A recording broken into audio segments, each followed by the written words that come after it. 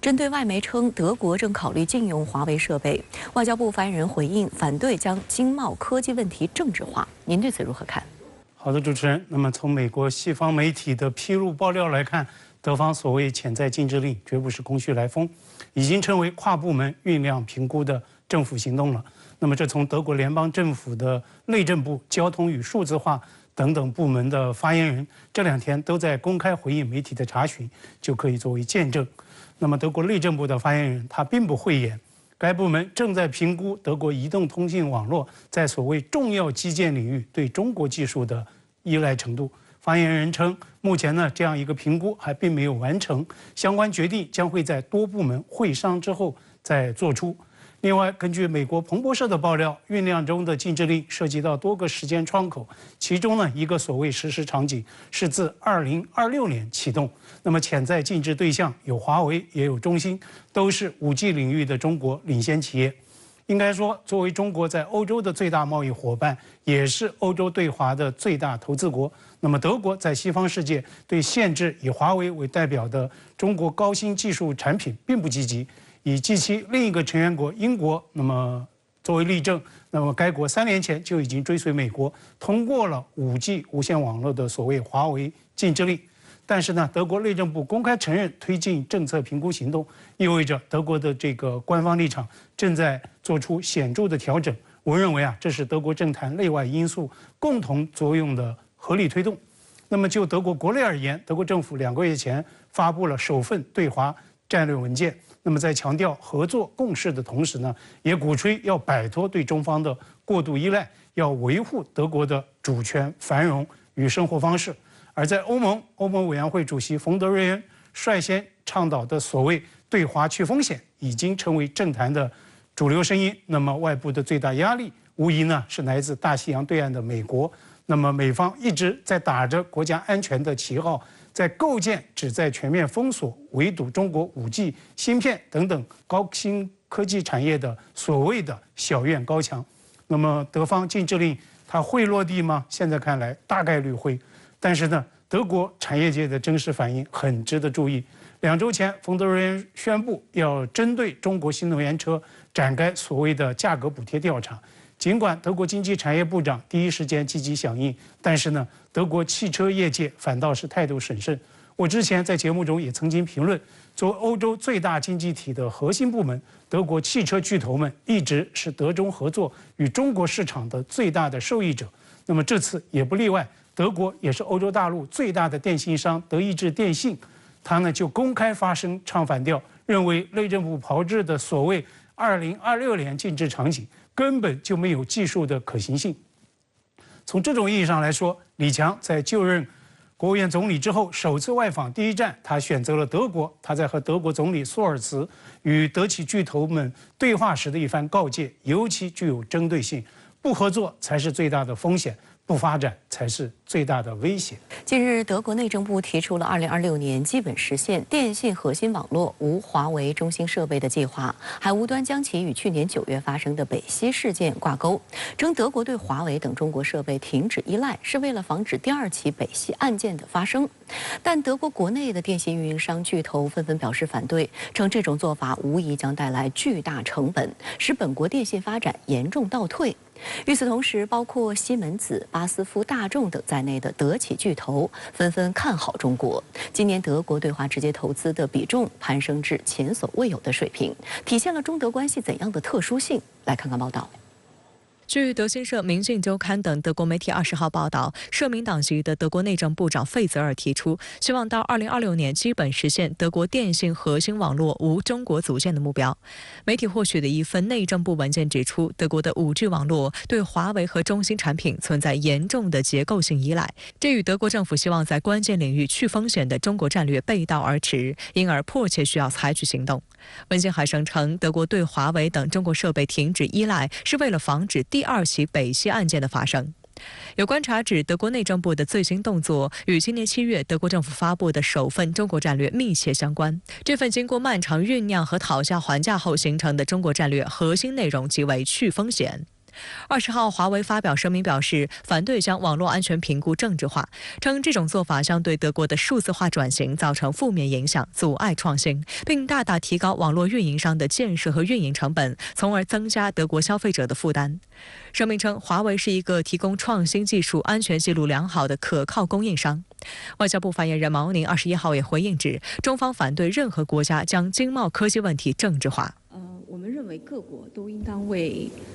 各国的企业提供一个公平、非歧视、透明的营商环境。德媒报道称，立即移除所有中国厂商的部件将严重影响网络运营，实际上并不可行。因此，德国内政部计划分2步走。首先，自2026年1月起，禁止德国市场的3大移动运营商德国电信、沃达丰和西班牙电信德国分公司在其核心网络使用华为和中兴产品。第2步，德国内政部将与运营商签订一项公法条约，规定不在所谓的入口网络，包括移动通讯基站使用中国制部件。目标是到2026年10月，将全德网络中国部件的比例降至25%。不过，德国电信表示，至2026年秋季更换所有中国部件的时间表与现实脱节，因为短期内无法找到足够的替代供应商和工程技术产能。西班牙电信德国分公司同样持反对意见，并发布声明称，如果被迫更换5G 网络设备，该公司或将对德国联邦政府提出索赔要求。据悉，德国目前共有约8.2万个移动通讯站，其中约一半配备了华为技术。有业内人士透露，从德国现有通讯网络中移除华为设备，不仅会带来高达约391亿元人民币的巨大成本，还将使德国移动通讯技术的发展倒退数年。值得一提的是，德国内政部的方案在德国政府内部得到的也并不都是支持。由自民党领导的数字化和交通部表示，就涉及5G 网络建设的关键部件，德国迄今执行的高标准严规定已被证明是行之有效的。这种形式的禁令可能会导致德国更依赖华为的竞争对手爱立信和诺基亚。同时，他们也担心禁令若实施，会影响该部门的高速网络布局。分析认为，由于此次德国关于去除华为技术的新动向带有明确的时间节点，听起来也比较具体，欧美媒体纷纷将此报道为德国政府将强制电信运营商限制使用华为及中兴设备。但事实上，跟此前相比，德国内部的争议依然音量不减，这让此项草案能否真正实施有了许多不确定性。我觉得推动起来还是有一些障碍。不过长期来看呢，因为最近几年经贸问题泛安全化的这个趋势特别明显。如果德国政府执意要把这个就是科技合作和安全问题相挂钩，我觉得它可能推动起来还是有一定的动力。所以我们如果看未来3-5年的话，可能德国政府还是会缓慢的推动。今年以来，德国经济表现疲弱，有德媒提出，数字化短板是阻碍德国经济发展的一大原因。根据经合组织的一项统计，德国使用光纤联网的用户只占8%，在38个成员国中排名倒数第4。在韩国、日本和西班牙，拥有光纤网络的用户占比都超过80%。而高速网络恰恰是竞争力的核心要素。当今世界，无论是普通民众还是工厂企业，都不愿意选择数字化程度较低的地方安家落户。因为中国的电信组件这些运营商呢，在全球也是有一定竞争力的。那么德国运营商未来的选择余地减少包括如果现在要替换一些设备的话，那么它这个数字化的进程显然是要受到冲击。而德国商界普遍力挺中德合作，明确表示不欢迎对华去风险，认为这将影响中德贸易关系，不符合在华德企利益。华尔街日报21号报道称，尽管德国政府和欧盟方面一直向德国企业巨头施压，危言耸听，要求他们减少对中国的所谓风险敞口，但像西门子、巴斯夫、大众、奔驰、宝马等诸多德企巨头顶住了不断增大的压力，争相继续增加在华投资，尽全力保护中国市场份额不受地缘政治因素影响。德国经济研究所的一项分析显示，今年上半年德企在华投资达103亿欧元，这与去年同期创纪录的120亿欧元相比，虽略有下滑，但仍是次高纪录。该研究所的专家马特斯表示，德国对外直接投资中对华投资的比重甚至攀升至16.4%，如此大的比重是前所未有的。美国咨询机构荣鼎集团提供的数据显示，2022年欧洲对华直接投资中，德国所占份额从前年的46%提升至52%，德国汽车行业则从50%提升至68%。分析师诺亚巴尔金对此表示，德国汽车制造商认为，无论是从哪个角度来看，中国市场都事关看生死存亡。这也就不难理解，对于欧盟向中国电动汽车挥动贸易大棒，德国车企反应激烈。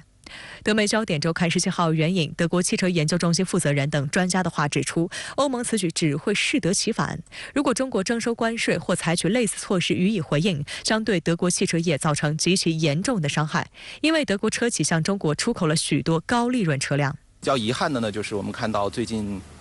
政界的一些疑虑情绪啊，或者是阻挠的这样的做法呢，不断的蔓延到经贸领域。那么德国企业的对中国市场的信心呢，也受到了一定的影响。我想从中国的角度来看呢，我们是坚定的支持两国企业互利共赢的去开展合作，去惠及两国的经济。那我们也希望德国政府呢能够同我们相向而行。法新社分析认为，德国内政部考虑对华为和中兴采取的新动作，或将使中德关系再度紧张。但中德双方无论是在各自的经济发展，还是在一些国际事务上，都有很多相似立场。中德乃至中欧之间交流合作的大方向，并不会因此改变。深圳卫视注意到，第10次中欧经贸高层对话将于9月25号在北京举行。中共中央政治局委员、国务院副总理、中欧经贸高层对话中方牵头人何立峰与欧盟委员会执行副主席、对话欧方牵头人东布罗夫斯基斯将共同主持对话。这是何立峰继中美经贸中方牵头人、中法高级别经济财经对话中方牵头人后第3个牵头人的身份。另据新华社报道，中共中央政治局委员、中央政法委书记陈文清将于9月21号至28号赴德国出席第4次中德高级别安全对话，并访问德国、意大利、塞尔维亚。英国外交大臣克莱弗利称，英国已邀请中国参加11月在英举行的全球人工智能峰会，并且强调中国是人工智能技术领域的领先国家之一。那这也是英国内阁高级官员首次邀请中方出席峰会。在当今的 AI 领域，中美处于第一梯队，英国实力不弱，但是潜力有限，希望加强在 AI 治理领域的话语权。不过，由于英国邀请中国参加的很可能是峰会的部分活动，而不是每个环节，这显然不利于全球 AI 治理，也不利于中英关系。英国外交发展大臣克莱弗利19号在一份声明中称，如果一个 AI 技术领先者缺席，这项技术的风险将无法得到控制。如果我们将 AI 技术的其中一个领先国家排除在外，我们就无法保证英国公众免受 AI 风险的影响。这就是为什么中国获邀参加我们11月举办的 AI 安全峰会的原因。他同时表示，英国对中国的态度是保护我方的机构和基础设施，与合作伙伴保持一致，并在符合英国国家利益的情况下进行接触。值得注意的是，克莱弗利在上个月底访华时，人工智能就成为两国外长会谈的话题。克莱弗利当时表示，两国政府应共同努力密切经贸联系，释放经济活力，加强在科技、人工智能、绿色能源等领域的合作，造福子孙后代。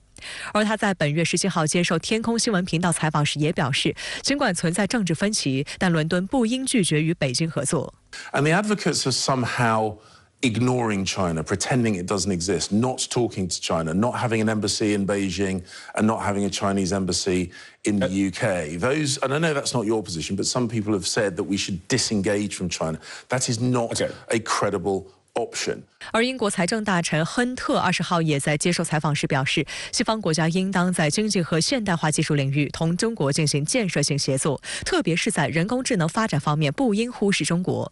如果你试图创造一种组织架构，让 AI 成为总体上对人类有益的东西，你就不能忽视世界第2大经济体。不过，亨特也宣称，英国将仅邀请中国参加峰会的部分活动，而不是每个环节。英国在脱欧之后，它的一个全球定位，它其实是仍然处于一个纠结和不稳定的一个状态。它是想积极的去推进与中国在不管是经贸领域还是在科技领域的这种合作和交流的。但是另一方面呢，它又作为美国在全球的这样一个忠实的盟友，并且是五眼联盟国家之一，所以它的一个外交政策、对外政策，尤其是对华政策，毫无疑问也会受到美国方面的这种非常深刻的影响，所以就出现了这样一个让中国参加，但是只能参加一部分这样的一个表态。全球 AI 安全峰会将于今年11月1号至2号在英国白金汉郡举行。今年上半年，英国政府在进一步加速布局 AI 行业，加快英国 AI 领域发展动作频频。英国首相苏纳克希望英国成为 AI 监管领域的全球领导者。英方此前表示，此次活动将涉及人工智能如何破坏生物安全，以及如何应用于公共领域等话题，例如让交通运输更安全。AI 作为高科技发展的风口，已成为国家间的前沿竞争领域。总部位于英国的硅传媒今年6月最新发布的全球 AI 指数显示，目前人工智能领域综合情况全球排名前3的国家是美国、中国和新加坡，英国排名第4。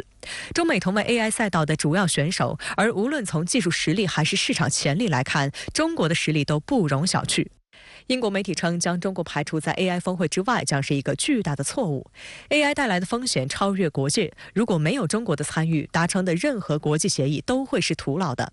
而且中国是唯一颁布专门针对生成式人工智能相关法规的国家，这份经验对于本次峰会来说非常宝贵。据国际数据中心 IDC 统计，中国 AI 市场规模2023年将超过147亿美元，到2026年将超过263亿美元，成为全球 AI 产业的主要市场之一。美国特斯拉公司首席执行官马斯克日前表示，中国将是人工智能领域的顶尖国家之一，有潜力成为第1名。对于中国这样一个如此这个有潜力的这样一个人工智能的这样一个巨大的经济体你不让中国去参与到这个 AI 峰会当中，那么只是一部分国家去谈论这个如何在全球范围内建立对 AI 的这个监管的框架，如何树立规则和规范来去约束这项技术的发展，那么毫无疑问，这样是没有这种充分的这个权威性和这个约束力的。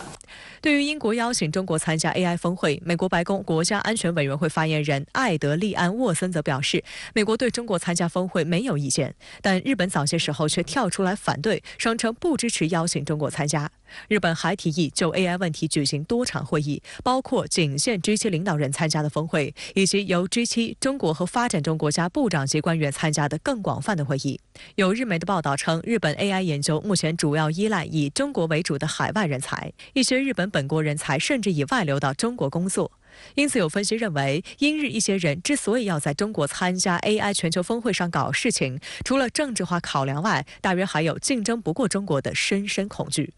日本的态度，另一方面其实也是反映了美国的态度。我们就假如说，如果美国是支持中国参与的，美国希望中国一开始就参与到这个 AI 峰会中来的话，那么像日本或者是其他的西方国家是不会反对的，或者是不敢去反对的。不过，近日有英媒炒作所谓中国间谍案，宣称随着对间谍活动的担忧加剧，英国首相苏纳克考虑只允许中国参加峰会第1天的活动。对此，中国驻英国使馆多次驳斥称，该事件是一出自导自演的政治闹剧。中国外交部发言人毛宁日前就所谓中国间谍问题表态。毛宁说，所谓中国对英国进行间谍活动的说法毫无根据，中方没有兴趣，也不会干涉别国内政。有分析认为，英国苏纳克政府现在进入一个怪圈，想四处讨好，尤其是想在对华政策上找平衡。但面对英国随风倒的对华政策势头，中方或许很难把来自英国的任何政治信号都当回事。在这个国内这个政治这种裹挟之下，苏纳克政府也很难有非常积极的这个大动作的对中英关系的这个实质性的改善。但是我们也看到有一些积极的因素，一些积极的表态，就是说从英国整体的国家利益角度来看，我们也能看到英国的就是有一些政策精英，他是意识到与中国扩大经济和科技上的这个联系是有利于这个英国未来的这种不管是它的国内的经济发展，还是说它的这个全球影响力。我们来关注俄乌局势。当地时间21号，乌克兰总统泽连斯基参加完在纽约举行的联大会议后，前往华盛顿，与美国总统拜登在白宫会晤。拜登宣布，美国将向乌克兰提供价值3.25亿美元的额外军事援助。但是，美国会众议院议长麦卡锡当天拒绝了泽连斯基在国会发表联席会议演说的请求，同时也没有承诺对乌克兰提供额外的资助。当天稍晚时候，泽连斯基飞抵加拿大首都渥太华，展开俄乌冲突爆发以来的首次访家之旅。泽连斯基21号访问白宫，是俄乌冲突爆发以来第2次访问华盛顿，也是他与拜登的第6次会谈。Today I'm in Washington to strengthen our coalition to defend Ukrainian children, our families, our homes, freedom and democracy. When it comes to weapons, we will discuss everything with a special emphasis on air defense. 拜登当天宣布了对乌克兰新的军事援助，除了提供额外的火炮弹药，美国还将着重加强乌克兰的防空能力，包括提供第2个霍克防空导弹系统电池，并在整个冬季的每个月稳定交付额外的导弹和其他系统。Today,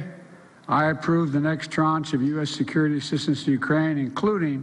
more artillery, more ammunition, more anti-tank weapons, and next week,The first U.S. Abrams tanks will be delivered to Ukraine. 不过，法新社的媒体发现，拜登宣布的新一轮军援中不包括乌克兰寻求的陆军战术导弹系统。美国总统国家安全事务助理沙利文在会谈前已经证实了这一消息。不过，美方也并未排除未来向乌克兰提供这种导弹的可能。美国动力网站报道指，乌克兰政府几个月来一直在积极寻求陆军战术导弹系统。该武器的射程比大多数乌克兰现有的地面攻击武器要远得多，而且命中率更高。报道称，虽然拜登已经接近批准该系统提供给乌克兰，但他还没有这样做。这在很大程度上是因为担心手头没有足够库存，而美军或许需要用它们来对抗其他潜在对手。拜登政府还担心，向乌克兰提供该系统可能会促使俄罗斯总统普京让俄乌冲突出现新的重大升级，特别是如果这些武器被用来对付无可争议的俄罗斯领土内的目标。此前，俄罗斯方面曾警告，如果美国决定向乌克兰提供这种远程导弹，将被认作越过红线，成为直接冲突方。其实美国截止到目前，对于乌克兰的援助还是维持到乌克兰战场所需的这些武器，并没有提供这些可以直接攻击到俄罗斯境内的远程的导弹。那美国采取的这样的一种方式，也是为了避免刺痛俄罗斯在国家安全方面的这样的一个敏感的神经。当天，泽连斯基还前往五角大楼会晤美国防部长奥斯汀，这也是自俄乌冲突爆发以来他首次到访五角大楼。而在国会山与两党领袖举行闭门会晤时，泽连斯基表示，乌克兰正在赢得胜利，希望得到美国国会更多的支持。但众议院议长麦卡锡拒绝了泽连斯基向国会两院发表联席会议演说的请求，理由是时间不够，同时也没有承诺对乌克兰进一步的支持。What did you tell President Volodymyr Zelensky? Did he ask you directly for more aid? Look, he asked. We talked about a lot of different things. I thought it was a very good. I thought it was a direct. I thought it was productive. I raised issues with him. We're very concerned about accountability. 而就在会面的2天前，也就是19号，麦卡锡曾对媒体表示，他将向泽连斯基提问：我们花了这么多钱，问责在哪里？打算如何取胜？我认为这是美国公众想知道的。这一次访美，泽连斯基的这样的所受的待遇，以及他在国际上的这样的一个舆论的影响力，远远没有上一次那么强。其实上一次泽连斯基在国会上的演讲，不仅仅是在乌克兰境内，以及在美国境内，甚至在全球上所达到这种舆论宣传的效果是非常好的。这一次明显能感觉到美国两党在对于乌克兰军援上的分歧是越来越大了。据悉，美国会目前正在讨论2024财年向乌克兰提供240亿美元的援助。纽约时报指出，这次会面与上次不同，这一次泽连斯基没有在国会两院联席会议上讲话，并且面对众议院部分及右翼共和党人的抵制，他们在努力阻止拜登提出的追加240亿美元援助的要求。反对进一步援助的人坚称，这场战争并非美国国家利益关键所在，这笔钱还是用在本国的边境安全或其他要务上更合适。华尔街日报称，自俄乌冲突爆发以来，美国已经累计向乌克兰提供超过1100亿美元的援助，其中包括价值400多亿美元的武器装备。但美国有线电视新闻网8月的一项民调显示，55%的美国民众认为，美国国会不应该再授权对乌克兰提供额外的资助。值得注意的是，曾获得普利策奖并曝光北溪管道是被美国炸毁的资深记者西摩赫什21号发表文章，他引述美国高级情报官员的话报道指，战争已经结束，俄罗斯赢了，乌克兰没有再反攻。但白宫及美国媒体继续说谎，因为美国及乌克兰不想承认失败，只有一直拖下去。赫什表示，美国情报界不少人都持有这种观点。美中央情报局一直对基辅当局指部队一直推进的讲法感到怀疑，而事实是，如果基辅当局再强迫军队进攻，将会引发兵变。士兵不想再为美国主导的战争卖命。其实从这样的一个信息源的透露，美国政府包括美国官员是想敲打乌克兰政府，包括泽连斯基需要改善战局的这样的一个状况。因为整个战局，如果美国继续的对乌克兰进行军援，乌克兰在战场上这个战力不妥的话，那美国将承担巨大的对乌军援的风险。乌克兰总统泽连斯基昨天进了白宫，今天又开始访问加拿大。那么您对于泽连斯基这趟华盛顿行程有何观察？周五又是乌克兰总统格外忙碌的一天，他要在渥太华国会发表演讲，与加拿大总理特鲁多举行会谈，还要前往多伦多去露脸参观。但是呢，耐人寻味的是，美国 CNBC 财经电视台的最新报道说，泽连斯基首次访问加拿大，他呢忙归忙，但是其实比昨天的华盛顿之旅要容易得多。CNBC 甚至称之为 Challenges on U.S. Trip。泽连斯基在俄乌冲突爆发1年多之后再访美国，遭遇到重重挑战。应该说，泽连斯基昨天进白宫，他并不是毫无收获。拜登宣布，今年元月拍板的援乌31辆 M1A1这个主战坦克将会在下周运抵乌克兰。那么这些个武备可以用来装备乌军一个重装坦克营。此外呢，美国总统也宣布了包括炮弹、反坦克武器、霍克防空导弹在内的价值3亿多美元的最新的对乌军援计划。但是这些和泽连斯基他的求援目标可以说相去甚远。那么和拜登此前向媒体反复鼓吹的所谓240亿美元的一揽子军援协议，那更是相差10万8千里。更加要命的是，《华盛顿邮报》国际时事的专栏作家，他叫乔什·罗金，昨天在他的最新见报专栏文章中用了这样一个扎心的标题：美国对乌克兰的援助命悬一线。当然了，昨天泽连斯基他在华盛顿讨援助可以说是忙到飞起，估计没有时间看报。那么 CNN 的一篇最新评论就说，钱现在是当下国会山的一个话题中心。那么这家美国电视台已经在算账了，至今美国对乌克兰的援助金额已经达到1130亿美元。那这些钱到底花到哪里去了？昨天在国会山盘问泽连斯基的共和党众院领袖麦卡锡，此前呢还曾经向媒体抛出所谓下马威式的提问：美国对乌克兰的援助有没有问责和追踪？乌克兰方面到底有没有所谓的制胜计划？麦卡锡已经带着众院共和党议员，他们呢否决了国防预算案。按照《华盛顿邮报》网站最新头版标题的一个说法，美国将会在8天之内迎来代价高昂的灾难性的政府关门。那此时此刻，泽连斯基他再上国会山，再进白宫，再想讨巨额援助，当然是难如登天。针对泽连斯基此次联大行程，有美媒发现乌克兰方面发布了泽连斯基联大台上演讲，泽连斯基同时又在台下当听众的奇葩视频。您对此如何看？我昨天在节目中也曾经评论，泽连斯基再度访问美国，包括首次出席联大会议和他首次访美以及在线出席联大会议的舆论反应，可谓是天上地下，反差强烈。那么归根结底，这是所谓战争疲劳症的总爆发，而且呢，它的症状越来越严重，越来越明显。所以在我看来，联大台上演讲的同时分身台下当观众的这种奇葩视频，它被抓包被疯传，正是这样一种战争疲劳症的症候之一种。事实上呢，此前已经有不少出席联大会议的全球南方国家的代表，他们在公开吐槽联大平台对俄乌冲突不成比例的过度关注，已经挤占了对其他全球性重要与紧迫议程的关注与投入。那么泽连斯基他首次线下到会联大，台上演讲，台下听众稀稀拉拉，不得不剪切视频，甚至误拉泽连斯基本人来当听众，也正是这样一种情绪民意的最真实、最直观的表达。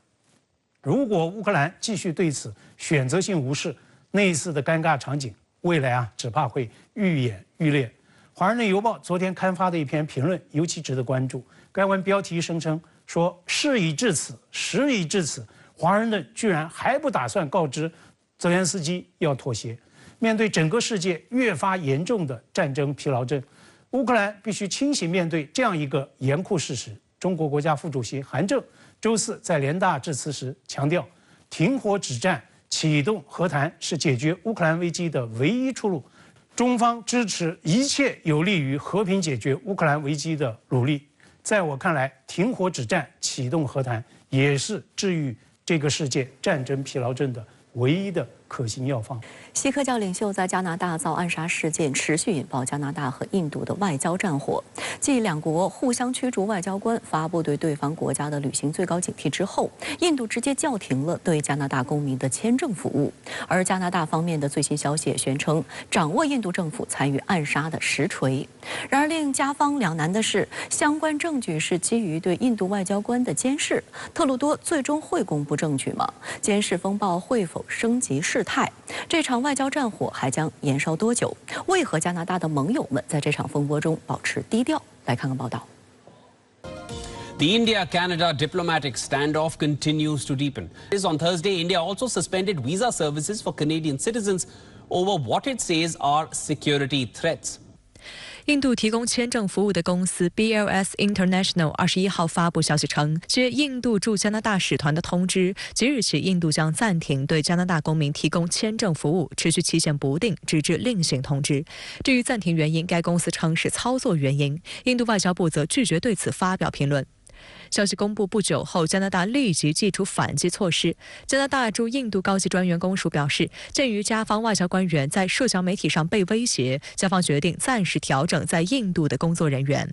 So reducing the number of staff who are heading into the High Commission in New Delhi, as well as consulates, the several consulates across India. The High Commission feels this is necessary. They say out of an abundance of caution. 此前一天，印度在全国境内发出对加拿大的旅行警告，敦促所有在加拿大和考虑前往的印度公民保持最高警惕。印度外交部发言人还警告，加拿大正成为恐怖主义和有组织犯罪的避风港。Any country that needs to look at this, I think it is Canada and its growing reputation as a place, as a safe haven for terrorists, for extremists, and for organized crime. And I think that's a country that needs to worry about it. 引爆加拿大和印度外交战火的起因是一起有关锡克教徒的枪杀案。今年6月18号，加拿大公民、当地知名锡克教领袖尼贾尔在温哥华附近的一座寺庙外被枪杀。加拿大调查人员将这起命案归为有针对性的事件，并将作案矛头直指印度。印度方面予以否认。据一媒报道，出生于印度旁遮普邦的尼贾尔是锡克教独立组织的重要成员，主张锡克教徒建立哈利斯坦国，因涉嫌恐怖主义和共谋谋杀被印度当局通缉。2020年7月，印方将尼贾尔列为恐怖分子。就在枪杀事件发生3个月后，加拿大总理特鲁多于9月18号在下议院发表讲话时称，加方情报部门已经确定尼贾尔被枪杀一事与印度政府特工之间存在可信联系。But I can assure you, the decision to share these allegations on the floor of the House of Commons Monday morning was not done lightly. 而据美联社的最新消息，一名加拿大官员透露，有关印度官方参与杀害的指控是基于对驻加印度外交官的监视以及重要盟友提供的情报。尽管这位不愿透露姓名的官员没有说明是哪个盟友提供了情报，也没有透露通信的具体内容以及加方是如何获得这些信息的，但舆论纷纷展开猜测。Some of the intelligence from intercepted signals includes communications from Indian diplomats present in Canada.But it wasn't all gathered by Canada's own spy agency. Some of it came from a Five Eyes ally, a group that also includes Australia, New Zealand, the UK, and the US. 美联社在报道中还提到，加拿大驻联合国大使鲍勃雷21号暗示，加方短时间内可能不会公布证据。有观察指，尽管加拿大言之凿凿掌握了印度参与枪杀事件的实锤，但其本身也因此陷入两难境地。如果公布证据，意味着加方承认自己和盟友对别国外交官员进行监听监视；如果不公布证据，则无法令印度画押承认。No specific information has been shared by Canada on this case, either then or before or after.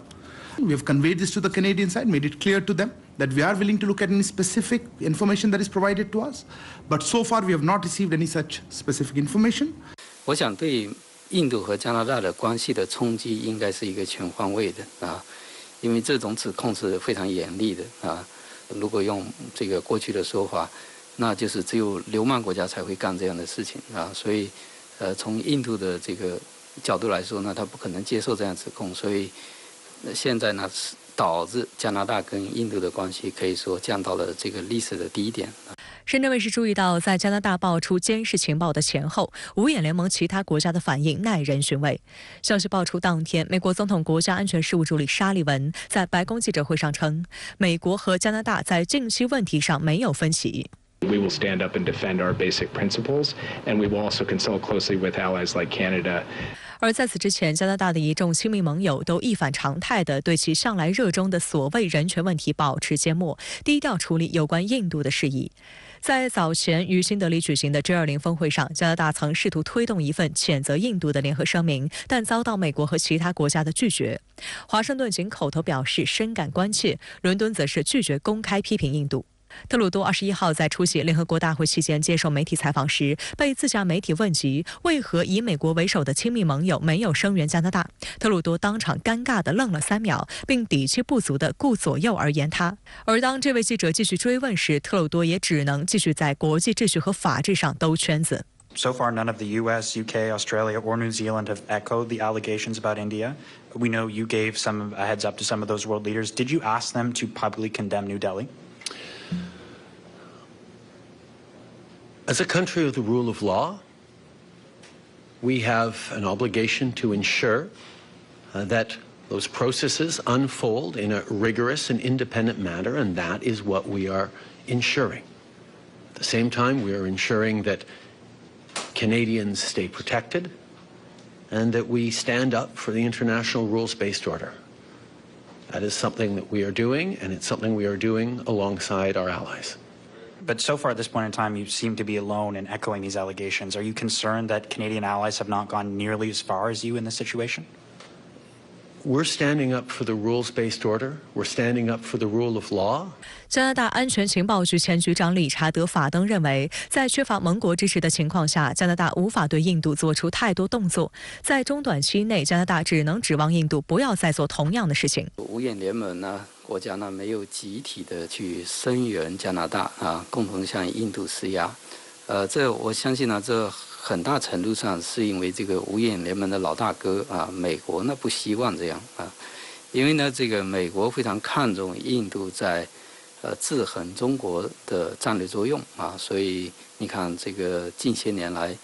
美国呢这个在不断的拉拢印度，而且战略的投入相当的大啊，所以当他的一个盟友啊和他的一个战略伙伴呢之间发生这样冲突的时候，实际上对美国的这个战略利益而言呢，是一个比较尴尬的境地。值得一提的是，尽管当前在官方层面，西方国家的表态有些投鼠忌器，但这场风波无疑给西方拉印制华论浇下了一盆冷水。印度在线媒体《公民报》20号指出，印度与加拿大的裂痕可能演变成印度同整个西方的问题。印度不会遵照西方的利益行事。美国对抗中国的印太联盟前途未卜。还有英国媒体直言，西方应从这场风波中吸取教训。一些人寻求改善与印度的关系，乃至利用其对抗中国，终究只是一厢情愿的想法。但复旦大学南亚研究中心副主任林明旺也指出，莫迪政府大概率会从战略层面全局考虑，将此事的破坏性控制在一定范围。从印度的角度来说呢，这个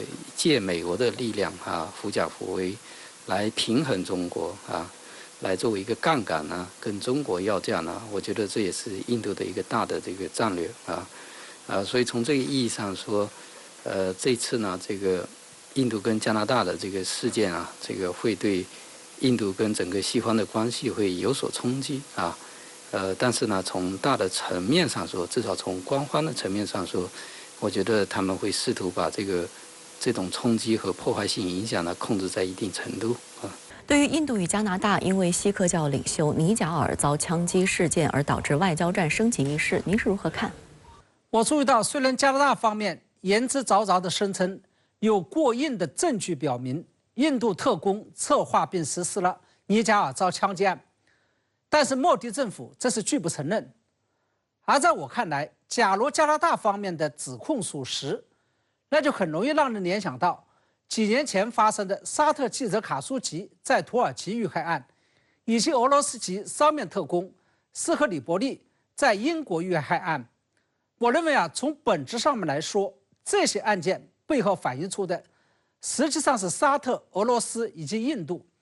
跟西方国家之间的文明冲突。也就是说，虽然印度跟西方国家有着共同的意识形态与政治制度，同时印度也声称自己是世界上最大的民主国家，但是印度不仅在人权保障与法治建设方面仍然远远没有达到西方国家的要求，而且在行事方式方面也跟西方国家要求的所谓国际通行规则相距甚远，甚至仍然带有非常浓厚的前现代国家色彩。以美国为首的西方国家只是为了推行印太战略，构建共同遏制中国的小圈子，才选择了对印度存在着这些根深蒂固的问题睁一只眼闭一只眼，甚至是选择了包庇与视而不见。而这样一种现象，也就对拜登政府所声称的要团结全世界所有拥有共同意识形态与价值观的国家，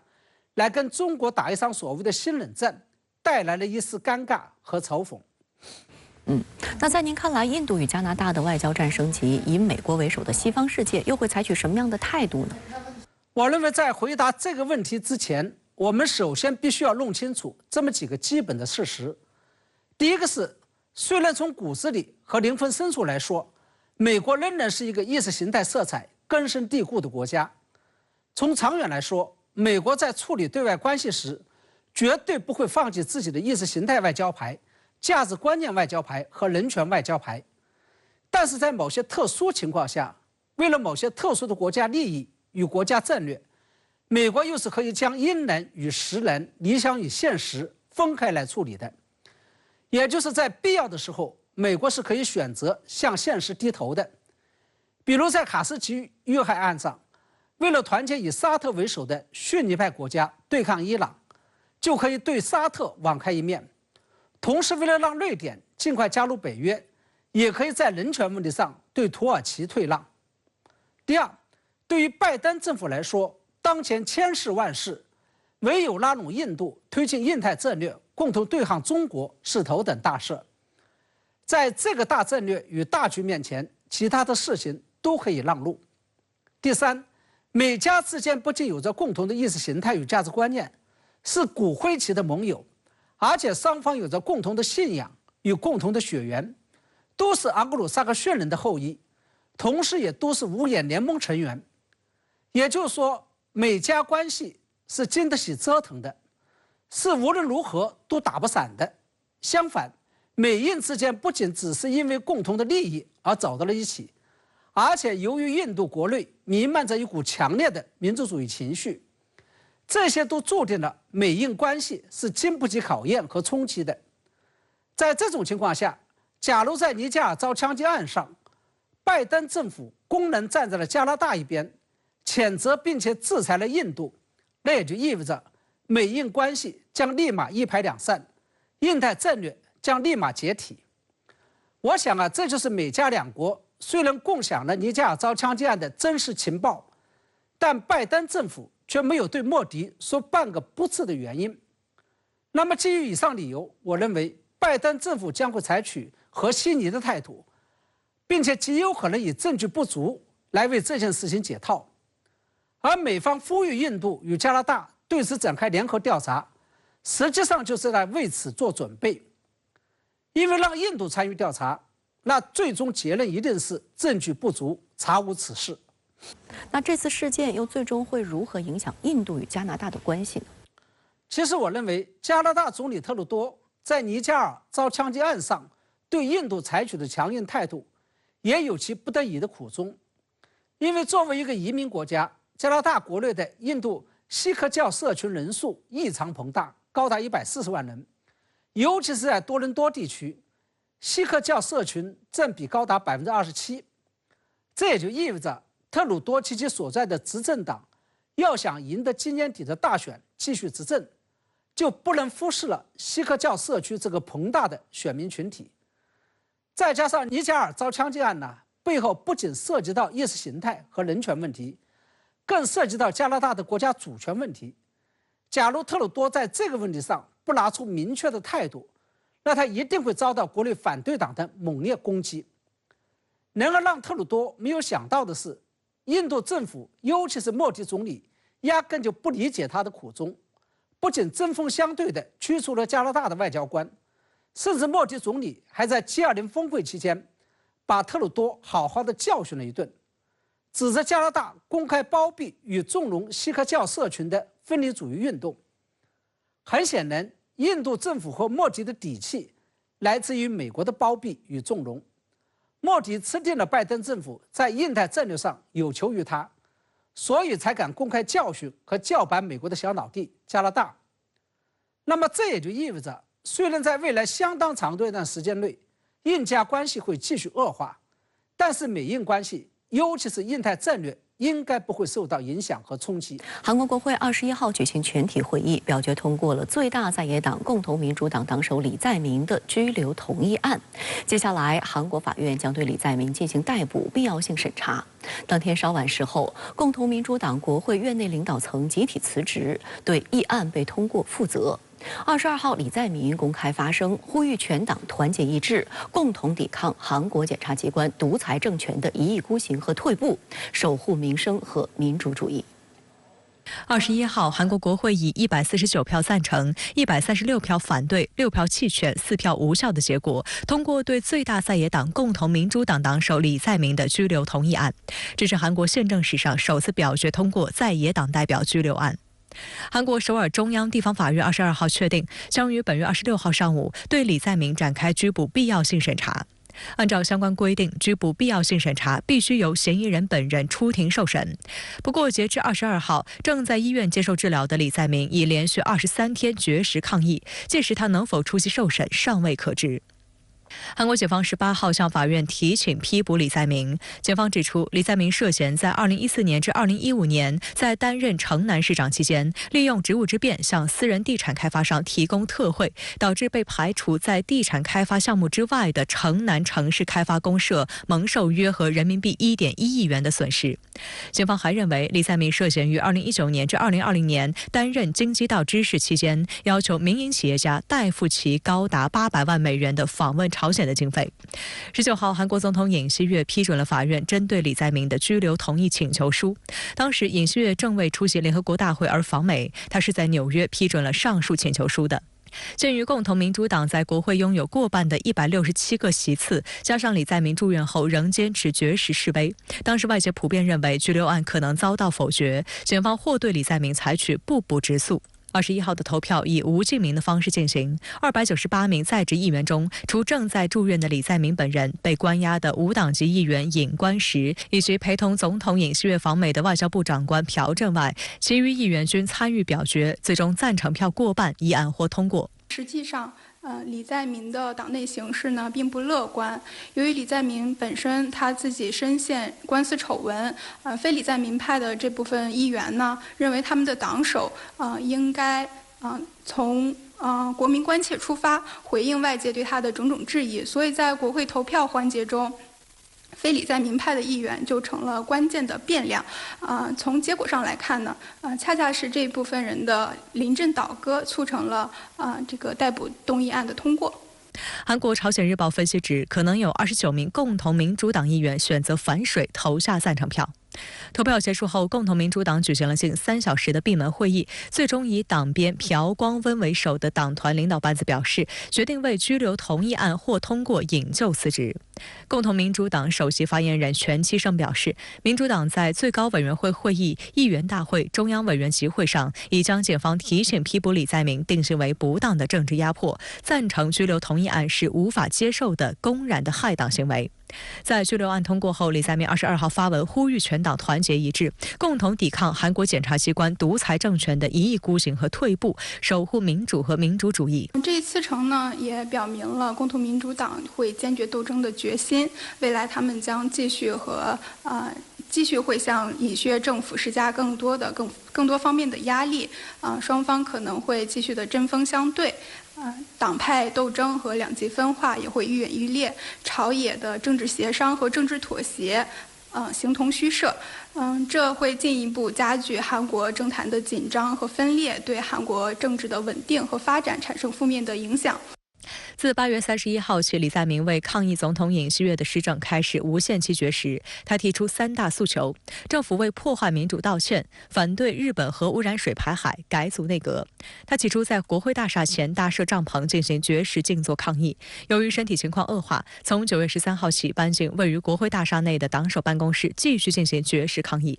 18号，李在明因健康状况恶化被送往医院治疗。韩国前总统文在寅19号前往医院探望李在明，告诉他要尽快振作起来，以新的姿态重新投入长期战斗。但此后，李在明依然坚持绝食。实际上，在去年总统选举结束之后，韩国朝野之间一直缺乏有效的沟通，双方是很难展开一个直接面对面的对话。所以在这种无计可施的情况下，李在明只能通过绝食这种比较决绝的方式表达自己的政治诉求，向尹锡悦政府施压。某种程度上来讲，这也是一种无奈之举。第二点就是为明年4月份的国会选举做准备。从以往经验来看，绝食的方式呢，往往有助于在选举之前帮助己方阵营赢得社会舆论的支持和同情。在韩国政治史上，反对派政治人物经常选择通过绝食的方式来抗议暴力统治，呼吁民众抗争。以往对立阵营的领导人还会亲自前往探望，而反对派领导人的绝食往往会产生政治影响，带来具体政策的变化。不过，截至目前，李在明的诉求均未得到尹锡悦的积极回应。